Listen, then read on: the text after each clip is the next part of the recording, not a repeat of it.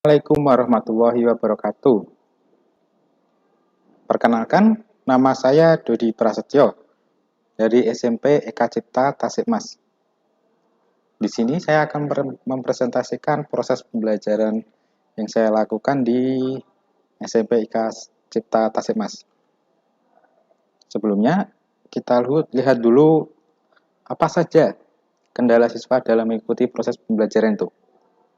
Yang pertama, kurangnya motivasi belajar pada siswa. Yang kedua, kurangnya perhatian dari orang tua siswa terhadap proses belajar siswa di rumah. Yang ketiga, pengaruh lingkungan terhadap semangat belajar siswa yang kurang mendukung.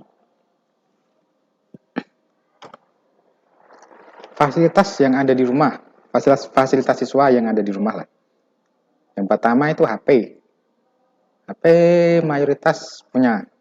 Mungkin ada beberapa satu atau dua siswa yang tidak punya HP mandiri, HP-nya sendiri, HP pribadi. Tapi mereka bisa minjam orang tua masing-masing untuk melakukan proses pembelajaran. Yang kedua internet lancar lah. Dari Langadang sampai Langadang, Hanau, Tanjung Paring ada 4G, Tasikmas ada Jayanet. Terus kuota juga, ya mereka ada aja sih kalau kuota itu.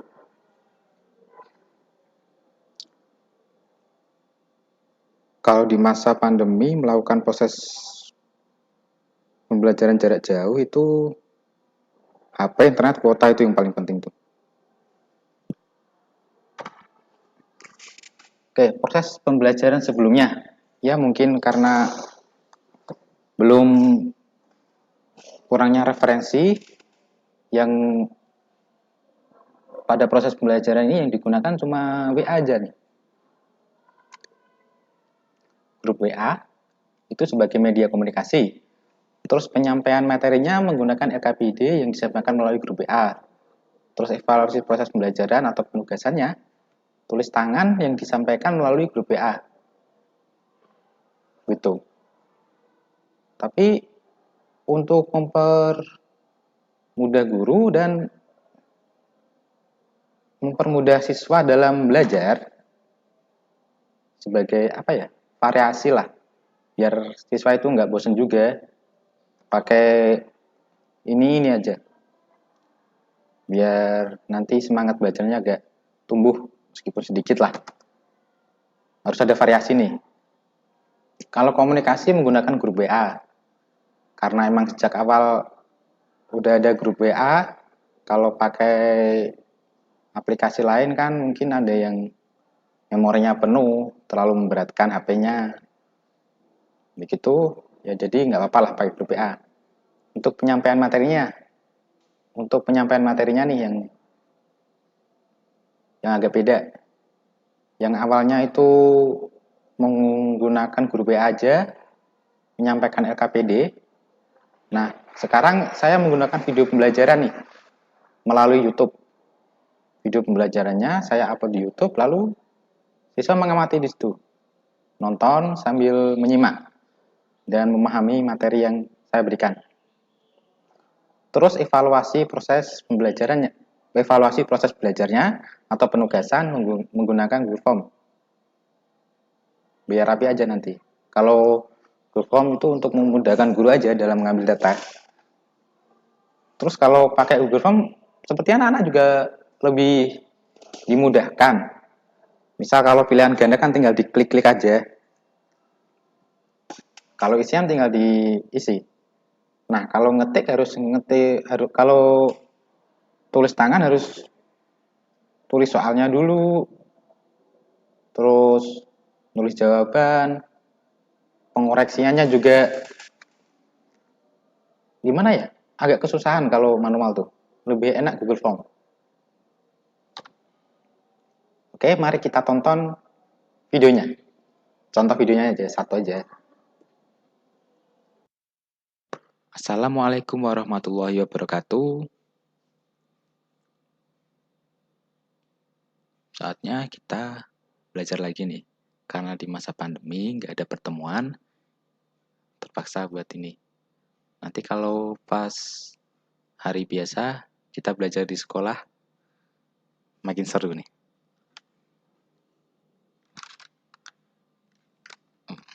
Bismillahirrahmanirrahim. Kalian jangan lupa berdoa dulu ya sebelum belajar. Hari ini kita akan memahami silsilah untuk menginterpretasikan konsep relasi. Pertama, kita harus tahu tuh relasi itu apa. Apa itu relasi?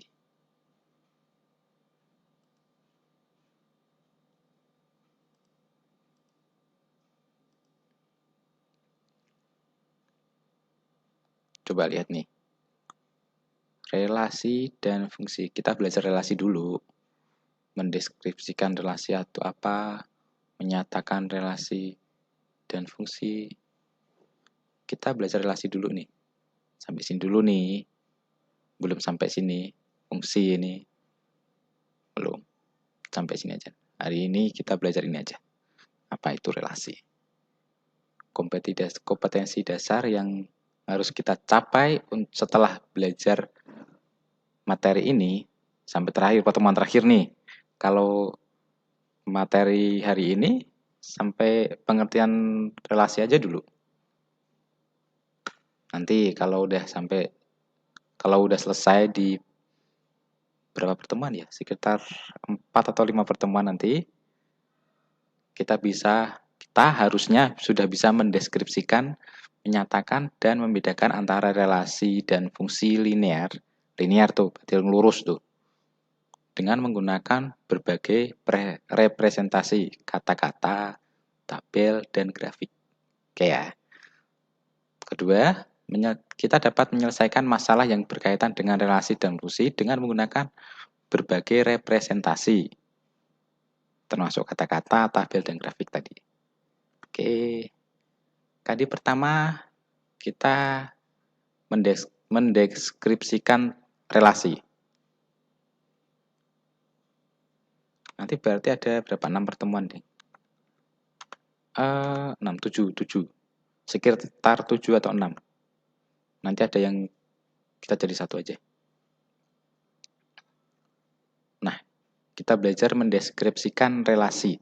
Relasi itu apa? Apa itu relasi? Apa yang dimaksud dengan relasi? Apa itu relasi? Relasi itu menyatakan hubungan antara suatu anggota himpunan dengan anggota himpunan yang lainnya. Nah, coba kalian lihat nih. Tunggul Ametung menikah dengan Ken Dedes, punya anak namanya Anusapati. Ini contohnya itu ini. Langsung saja ke aktivitas 1 ya. Nih, kita perhatikan ini.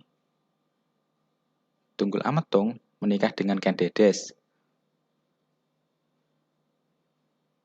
Punya anak namanya Anusapati. Anusapati nanti punya anak namanya Ranggawuni atau Seminingrat. Terus punya anak lagi namanya Kertanegara.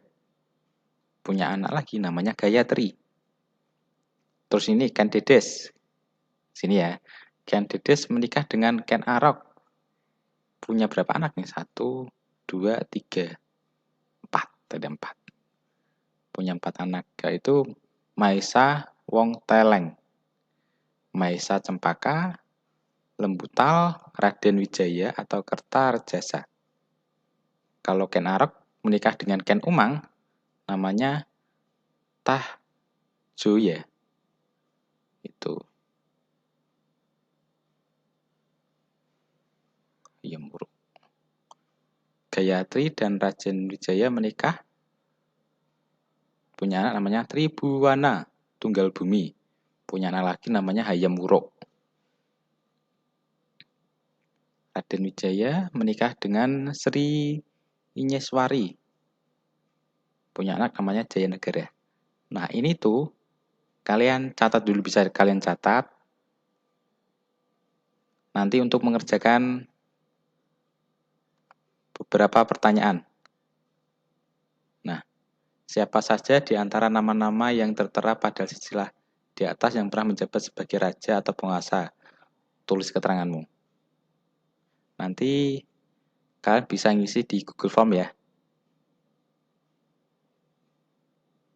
Latihan akan diupload di Google Form. Itu. Tapi contoh soalnya seperti ini. Nanti ada berapa ya? 7 soal. Oke? Ngerti ya? Nanti kalau ada pertanyaan bisa ditanya lewat WA atau komentar juga bisa. Komentar di YouTube. Jadi untuk pertemuan berikutnya nanti kita belajar mendeskripsikan fungsi. Ya, kalian bisa pelajari lebih dulu di LKS sebelum pertemuan berikutnya. Hari apa? Hari Selasa. Hari Selasa ya. Ya. Kemarin telat soalnya. Oke ya. Sampai di sini dulu. Tetap semangat. Tetap jaga kesehatan. Jangan lupa pakai masker dan cuci tangan. Di masa pandemi itu sangat rawan di sini tuh. Oke, wassalamualaikum warahmatullahi wabarakatuh. Jangan lupa di-subscribe ya. Terima kasih. Berikut penyampaian materi dan bentuk penghargaan kepada siswa yang sudah mengumpulkan lebih awal.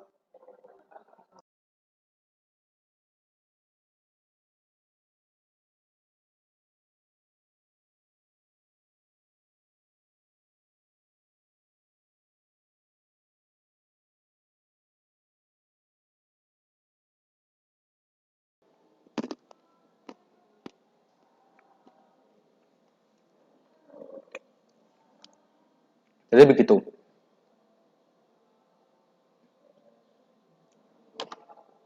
Nah, evaluasinya lumayan sih. 100 siswa mengamati video yang diberikan. Dapat dilihat dari ini, 70% yang mengumpulkan Google Form. Ini bukan 70% beneran sih ya.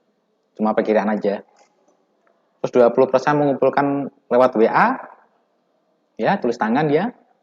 Terus 10% mengumpulkan langsung dicatat di kertas. Soalnya ada anak yang bermasalah sama orang tuanya. Terus dia nggak boleh pegang HP.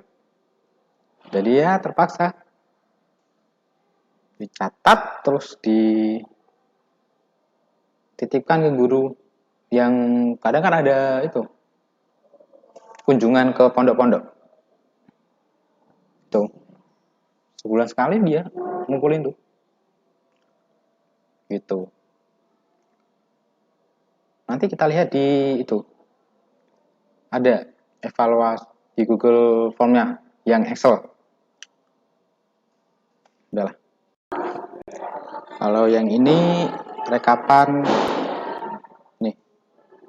Rekapan siswa-siswa yang sudah mengumpulkan melalui Google Form. Ada beberapa sih anak yang ngumpulnya agak telat. Tapi lumayan lah.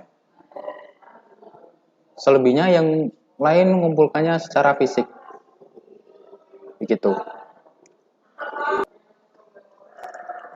Ya, demikian presentasi dari saya. Wassalamualaikum warahmatullahi wabarakatuh. Terima kasih atas perhatiannya.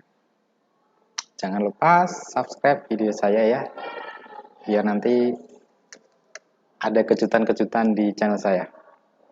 See you.